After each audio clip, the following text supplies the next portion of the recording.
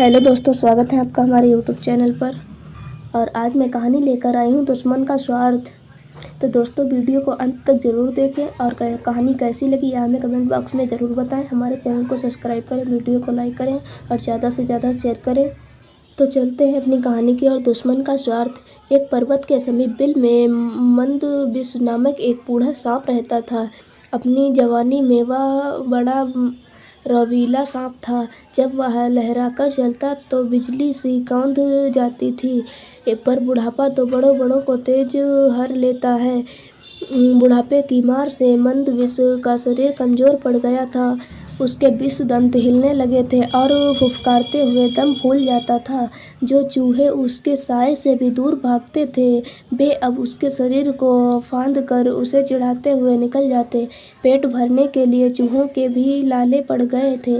मंदबिस इसी उधेड़-बुन में लगा रहता कि किस प्रकार आराम से भोजन का स्थायी प्रबंध किया जाए। एक दिन उसे एक उपाय सूझा और उसे आजमाने के लिए वह दादुर सरोवर के किनारे जा पहुंचा।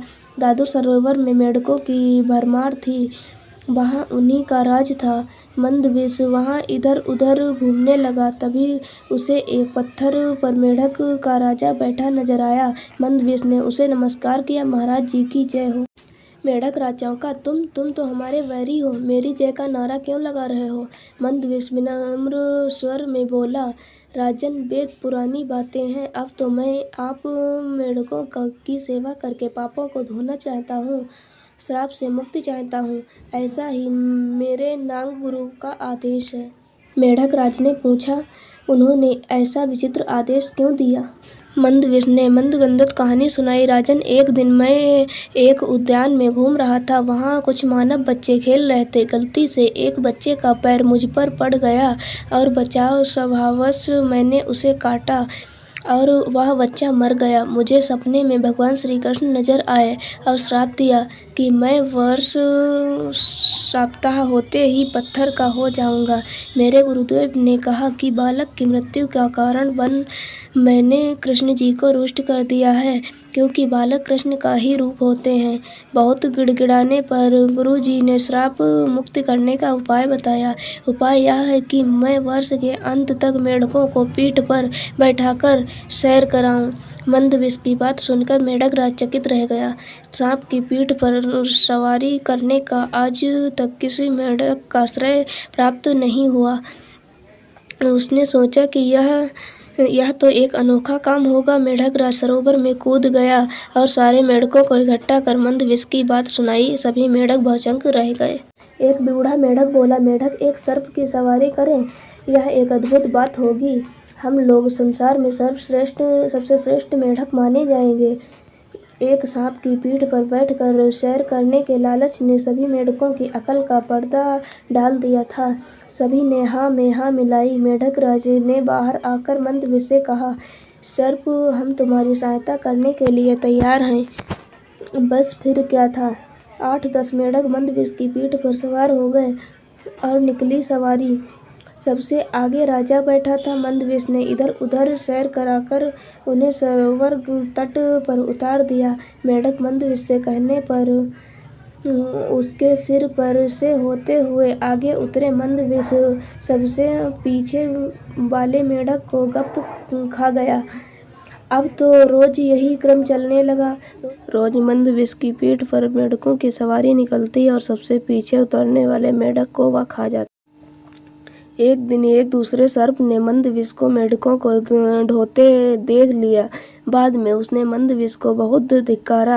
अरे क्यों सर्प जात की नाक कटवा रहा है? मंदबिस ने उत्तर दिया, समय पड़ने पर नीत से काम लेना पड़ता है। अच्छे बुरे का मेरे सामने सवाल नहीं है। कहते हैं कि मुसीबत के समय गधे को भी बाप बनाना पड़ता है। तो बताओ। मंदबिस के दिन से मजे कटने लगे। वह पीछे वाले मेंढक को इस सफाई से खा जाता कि किसी को पता न लगता। मेंढक अपनी गिनती करना तो जानते नहीं थे, जो गिनती द्वारा नज़ारा समझ लेते। एक दिन मेंढक राज बोला, मुझे ऐसा लग रहा है कि सरोवर में मेंढक पहले से कम हो गए हैं। पता नहीं क्या बात है। मंदबिस ने कहा, हे राजन, सर्प की सवारी करने वाला महान मेढक राजा के रूप में आपकी ख्याति दूर दूर तक पहुँच रही है।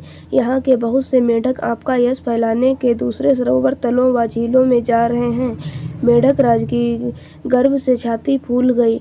अब उस सरोवर में मेढकों के कम होने का भी गम नहीं था। जितने मेढक कम होते जाते, वह यह सोचकर उतना ही प्रसन्न होता कि सारे संसार में उसका झंडा गड़ रहा है। आखिर वह दिन भी आया जब सारे मेढक समाप्त हो गए। केवल मेढक राज अकेला रह गया। उसने स्वयं को अकेले मंदबिस की पीठ पर बैठा पाया तो उसने मंदबिस से पूछा, लगता है सरोवर में मैं अकेला रह गया हूँ। मैं अकेले कैसा रहूँगा? मंदबिस मुस्कुराया, राजन, आप चिंता ना करें, मैं आपका अकेलापन भी दूर कर दूंगा। ऐसा कहते हुए मंदबिस ने मेढक राज को भी गप से निगल लिया और वह भेजा जहाँ सरोवर के सारे मेढक पहुँचा दिए गए थे। इस कहानी से हमें यह सीख मिलती है, शत्रुओं की बातों पर विश्वास ना करना, अपनी मौत को दावत देना है।